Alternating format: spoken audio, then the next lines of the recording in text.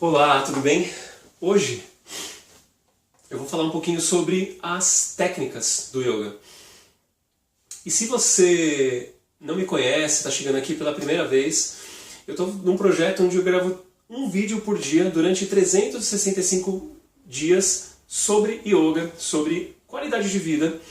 E eu falo um pouquinho sobre a minha experiência, sobre o que eu vejo que funciona para mim e também nas minhas aulas, para os meus alunos. Eu já tenho mais de 10 anos como professor de yoga e como praticante eu já tenho mais de 13 anos. Então eu quero passar um pouquinho desse conhecimento para você, que eu acho que pode fazer a diferença na sua vida, como fez a minha. E hoje eu vou falar um pouquinho sobre coisas básicas do yoga, tá? Quando a gente começa a praticar yoga, quando a gente começa a fazer, chega lá na academia ou no estúdio, né, aí não sabe mais ou menos o que vai acontecer, aí vai lá, começa a fazer as posições, né, os asanas, como a gente chama no yoga. Aí você muitas vezes senta para respirar, ou respira junto com a posição que você está fazendo, com o corpo. Aí às vezes você pode parar no final da aula, faz um relaxamento, ou faz uma meditação também. Né? O que é tudo isso? Né? Ou às vezes você pegou uma aula especial. Né? Tem muita gente que começou a fazer aula de yoga comigo e a pessoa começou a praticar num retiro, por exemplo. Ela nunca fez yoga, né? Fez uma aula e aí já foi para o retiro e começou a conhecer um pouco mais do yoga lá. Né? E praticou técnicas como, por exemplo, Jalanete, que a gente faz a limpeza das narinas com um bulizinho lá, a lota. Algumas técnicas de kriya, né? O Dhyana Bandha, o Nauli, os Tratakas, né? Que são exercícios para os olhos. E o que é tudo isso? Né? Para que serve tudo isso? Então o que eu vou falar aqui um pouquinho é sobre as técnicas do yoga. Eu vou falar sobre algumas delas, tem muitas, tá? Mas o que são essas técnicas, para que elas servem e quando você aplica elas, por que você aplica elas dentro da prática do yoga. A primeira técnica que eu vou falar é o asana. O asana é uma técnica que trabalha com o corpo. Né? Eu estou começando a falar do asana porque é uma técnica visível. Quando você vê alguém praticando yoga, você vê geralmente os asanas. Desculpa. E aí os asanas, eles são a parte que você vai trabalhar alongando, fortalecendo, é o que você vai provavelmente praticar mais, né, dentro dos estúdios, das academias, né, em forma de vinyasa, ou seja, de movimentos encadeados. Esses movimentos eles podem ter uma série fixa ou não, mas você também pode praticá-los de uma forma onde você fica na posição, fazendo o que a gente chama de permanência. Então você mantém aquela posição, sustenta aquela posição, seja uma posição de equilíbrio, de força, de alongamento. Ou você pode combinar os dois, você pode combinar permanência e movimento. Então depende do professor, depende do objetivo da aula, mas geralmente essas são as metodologias utilizadas dentro da prática do yoga e com essas técnicas de asana. Então o asana é a parte mais visível, tá? É o que você vai fazer mais. Só que além do asana tem muitas outras técnicas. Então você tem o pranayama. O que é pranayama? Pranayama são técnicas de controle do prana. Mais especificamente, o pranayama é chamado de respiratórios, ou técnicas de respiração. Na essência, o pranayama ele é mais do que respirar, porque ele envolve também um controle da sua mente. Mas você pode associar técnicas de pranayama com técnicas de respiração. E essas técnicas de respiração, elas são técnicas que elas vão trabalhar com a sua energia vital, com a sua energia, com o seu vigor. Elas vão ajudar você a controlar a sua mente. Elas vão ajudar você a manter o foco. Porque você pode controlar a respiração ou você pode deixar ela solta e fazer com que ela funcione da mesma forma que o seu coração bate sem que você precise prestar atenção para isso acontecer. Então, o pranayama ele é algo que vai conectar o que é físico, o que é denso, o que é palpável no seu corpo com o que é sutil dentro de você. E aí a gente vai para outra técnica que é o Yoga Nidra, né? Conhecido também como técnica de descontração ou técnica de relaxamento. O Yoga Nidra, na verdade, é uma técnica que é recente, ela foi criada por Satyananda, e é uma técnica onde você faz começa com uma vivência, passeando pelo corpo, até que você entre num quase sono lúcido, né? E o objetivo dessa técnica é despertar uma condição que a gente chama no yoga de pratyahara. Pratyahara é a abstração dos sentidos, a capacidade que mentalmente, através do treino, né, principalmente, a gente tem de desligar os nossos sentidos. Mesmo que o seu órgão esteja funcionando, você não está prestando atenção mais nele. E é parecido com o seguinte, eu não sei se você já teve a experiência de estar num lugar barulhento e estava muito cansado, você precisava encostar para dormir, e você encostou, você estava meio com sono, meio acordado, e aí você parou de prestar atenção, você não estava mais ouvindo o que estava acontecendo, você estava quase que sonhando, mas você estava meio acordado, porque você conseguia meio que fazer a transição do sonho para o momento que você estava acordado. Eu não sei se você já teve essa experiência, se você não teve, talvez isso seja um pouco esquisito de ouvir, mas imagina fazer isso de uma forma consciente, é quase isso, tá? Então o Yoga Nidra, ele vai proporcionar um pouco dessa conexão, desse acesso. E aí você tem a meditação, que é conhecido como Samyama, ou tem algumas pessoas que pronunciam Samyama, mas o Samyama, ele é a técnica que é a essência da prática do yoga. Ele é aquela técnica que vai controlar a sua atenção. Você vai sentar e meditar. É uma técnica, preferência de geralmente unifocal. Então você foca no objeto, mantém o foco nele. E essa não é uma técnica visível. A pessoa pode estar lá, sentada, e fazendo pranayama, né, fazendo respiração, ou ela pode estar meditando. Você não vai saber. É uma coisa que não depende muito aí, não é tão visível quanto o asana, né, quanto as técnicas corporais. Então essas são as técnicas que são mais vistas, são mais praticadas, são mais utilizadas dentro do yoga de forma geral. Mas você tem outras técnicas. Então quando você usa, por exemplo, técnicas de kriya, a palavra kriya significa atividade. Geralmente é associado com atividade de purificação, de limpeza. E técnicas de kriya são técnicas que vão trabalhar com a purificação física do corpo. Então você tem, por exemplo, técnicas do trabalho dos olhos, né? Então focar o olhar num ponto, ou movimentar os olhos, né? Enfim, tem vários trabalhos que você pode fazer para os olhos. São técnicas chamadas de tratakas. Então essas técnicas elas vão mexer com a estrutura, com a limpeza dos olhos. Você tem técnicas que trabalham com a limpeza dos órgãos do abdômen, né? O intestino grosso, delgado, o estômago, né? O fígado, o baço, enfim, você tem as técnicas que trabalham com esses órgãos.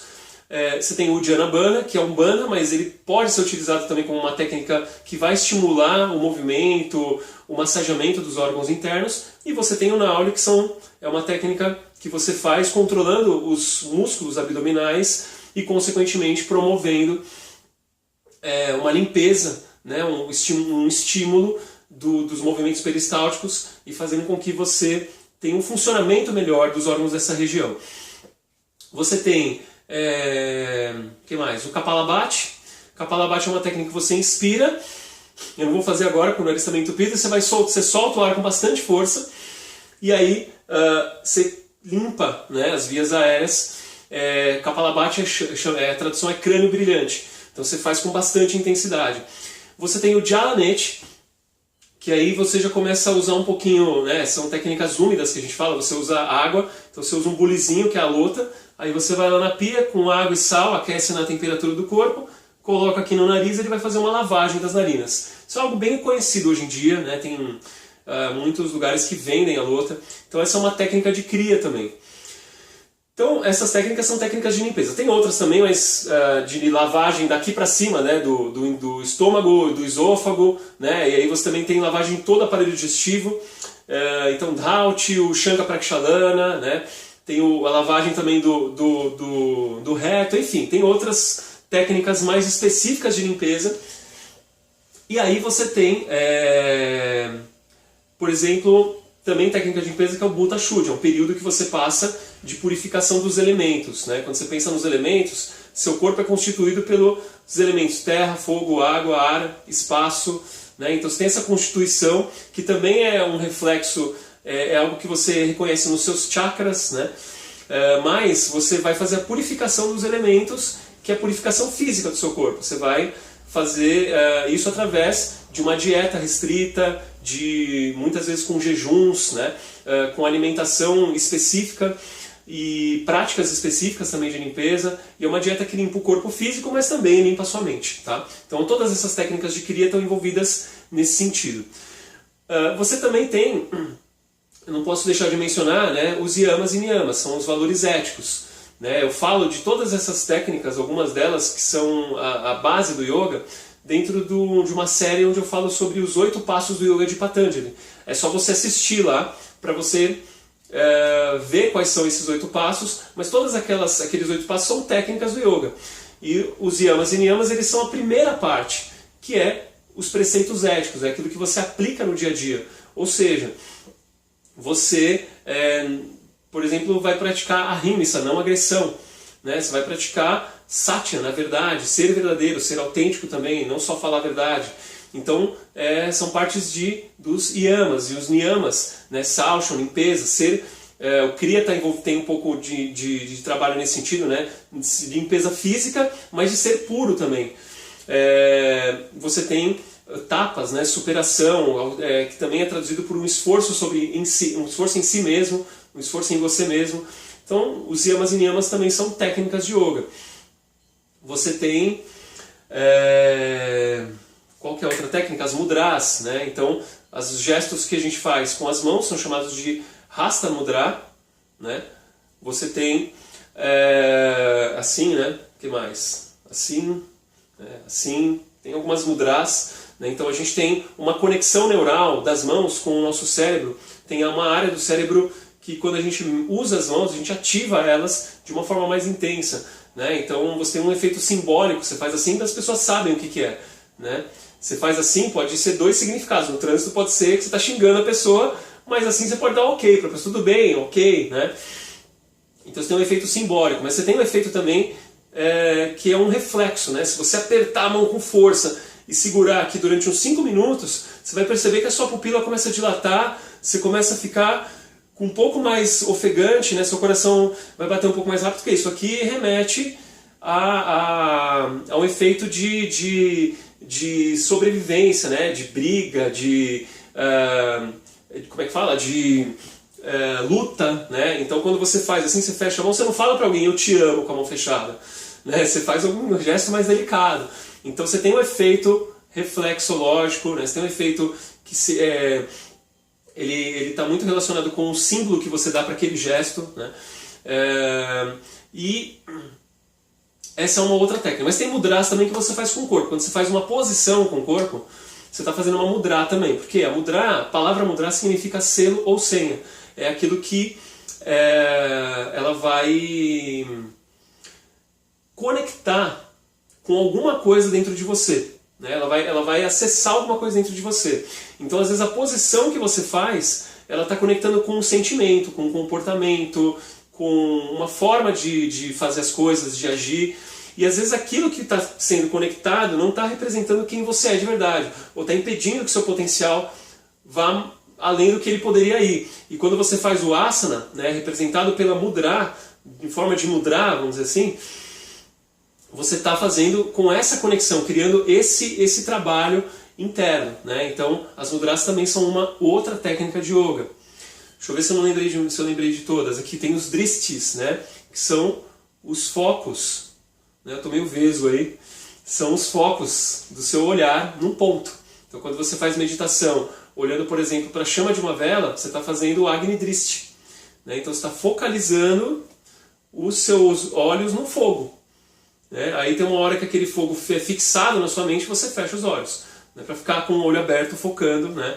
É para você fechar os olhos depois e interiorizar aquilo. Mas é o Agni Drishti. Você tem o Nasagra Drishti, né? Nariz é Nasagra. Então você pode olhar para a ponta do nariz. Você pode olhar para a região entre as sobrancelhas, Brumadhya Drishti. Então é uma outra forma de trabalho. Você tem os bandhas, né? Os bandhas são fechos de energia que a gente tem no nosso corpo. Esses fechos eles são ativados fisicamente. Então você tem o Jivamana, a língua no céu da boca, o Jalandhara Bandha, que é o queixo no peito. Você tem o Uddiyana Bandha, que a contração é a barriga, contração não, é a barriga sendo sugada para dentro e para cima. E você tem a contração dos esfínteres do assoalho pélvico, que é a contração do ânus e da uretra. Então quando você faz a contração lá embaixo, você está fazendo Mula Bandha.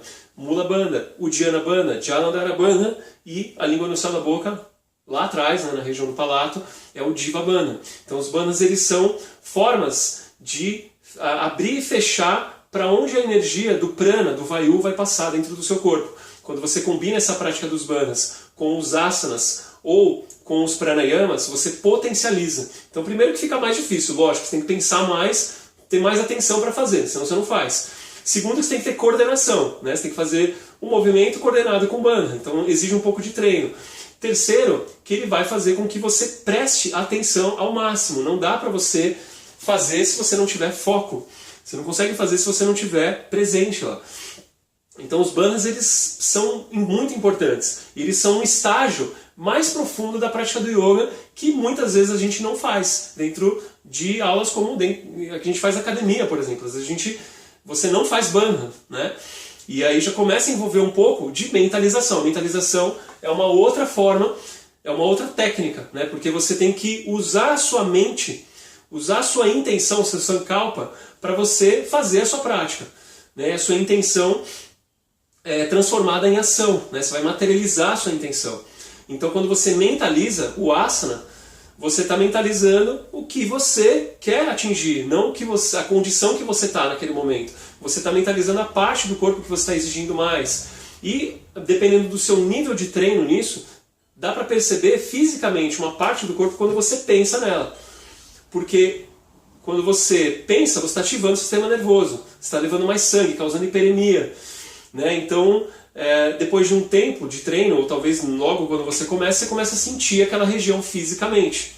Então, a mentalização ela é muito importante, porque o mundo subjetivo dentro do yoga, ele cria um mundo objetivo, ele cria um mundo sutil, cria o denso, né?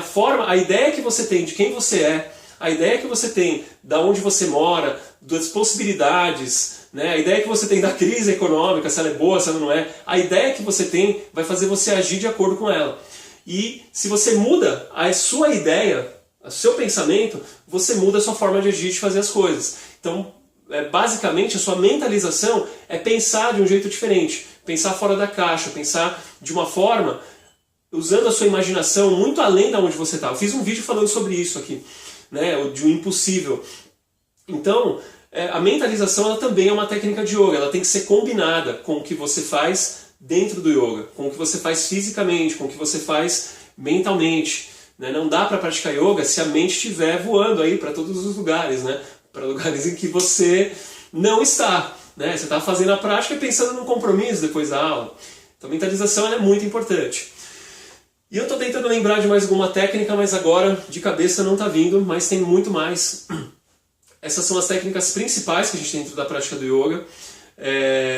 Se você tiver dúvida sobre alguma dessas técnicas ou quiser que eu fale sobre algumas delas, né, deixa o seu comentário aqui embaixo, que aí eu respondo a sua dúvida no vídeo aqui, tá? E eu fiz esse vídeo porque a gente às vezes está começando a praticar, ou já pratica, mas não entende muito como isso funciona, por que essas técnicas funcionam, e elas têm um contexto histórico, elas têm um contexto também muitas vezes relacionado com a escola que ela foi desenvolvida ou difundida, né? Mas, basicamente, elas são executadas da mesma forma, não muda muito, assim, independente da escola, do professor, da linha, do método que você estiver fazendo. Então eu fico por aqui. Lembra que se você tiver um comentário, deixa aqui embaixo, uma dúvida, ou quiser saber um pouco mais, deixa aqui nos comentários. E se você gostou desse vídeo, dá um curtir aqui embaixo, se inscreve no meu canal, não esquece de se inscrever aqui, marca a opção para você receber as notificações, que assim você vai receber sempre uma notificação quando eu lançar um novo vídeo. E a gente se vê amanhã no próximo vídeo. Muito obrigado. Namastê.